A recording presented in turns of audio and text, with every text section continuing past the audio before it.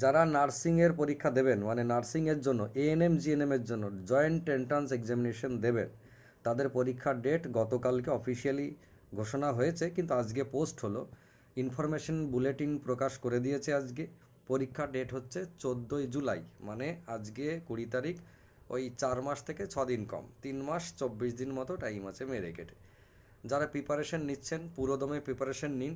এই যে প্রায় 4 মাস টাইম আছে, যদি আপনি বাড়িতে নিতে পারেন খুব ভালো কথা, যদি অন্য কোথাও পড়ে থাকেন খুব ভালো কথা, যদি মনে হয় আমাদের সাথে প্রস্তুতি নেবেন তাহলে অবশ্যই আসতে পারেন। এই প্রায় যে 4 মাস টাইম আছে, অফলাইন এবং অনলাইন দুটো মোডেই আমাদের ক্লাস চলছে।